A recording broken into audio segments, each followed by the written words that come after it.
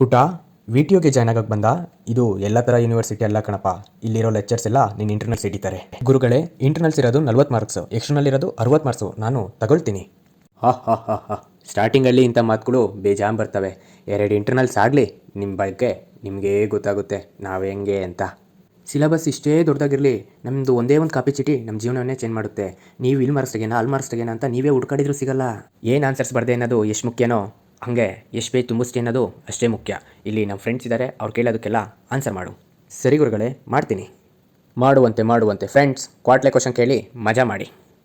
Class ಇಲ್ಲ ಅಂದರೆ ಏನು ಮಾಡ್ತೀಯಾ? ಬೇಕ್ರಿಗೆ ಹೋಗ್ತೀನಿ, ಹೋಗ್ಬಿಟ್ಟು ಪಪ್ಸ್ ಆರ್ಡ್ರ್ ಮಾಡ್ತೀನಿ, ಆಮೇಲೆ ಖಾರ ಬಂದು ತಿಂತೀನಿ, ಅಷ್ಟಲ್ಲಿ ಜ್ಯೂಸ್ ಕುಡಿತೀನಿ. ಓ ಪುಟ, ಬಾಯಿಲಿ ಎಲ್ಲ ನಿನ್ನ ದುಡ್ಡಲ್ಲೇ ತಿಂತೀಯಾ? ಇಲ್ಲ ಶಿವ, ಎಲ್ಲ ಓಸಿ. ಹಾಗಾದರೆ ನೀನು ಬಿಟ್ಟಿ ಮನೆಯವರು ಸಾರ್, ವಂಶ ಓಸಿ ವಂಶ ಸಾರ್. ಶಬಾಷ್. ಪಪ್ಸ್ ಕೊಡ್ಸೋನು ದೇವರು ಸಾರ್, ಕೊಡಿಸ್ಲಿಲ್ಲ ಅಂದರೆ ಟೋಕನ್ ಹಾಕ್ತೀವಿ ಸಾರ್. ಇದೆಲ್ಲ ಹೆಂಗೆ ಉಟ್ಕುನ ಸಾರ್? ಇಂಟ್ರೆಸ್ಟಿಂಗ್. ನಮ್ಮ ಕಾಲೇಜು ಸೂಪರ್ ಸಾರ್. ಆಹಾ, MBA ಅದ್ಭುತ ಸಾರ್. ಹಂಗೆ ಹುಡುಗಿರು ಸುಮ್ಮನೆ ರೀ ಸಾರ್, ಯಾಕಿಂತ ಮಾತಾಡ್ತೀರಾ? ಒಳ್ಳೆ ಹುಡುಗ ಅನಿಸುತ್ತೆ. ಹೌದು sir, we love VTU sir. ಕೊಡ್ರೋ ಪಪ್ಸು.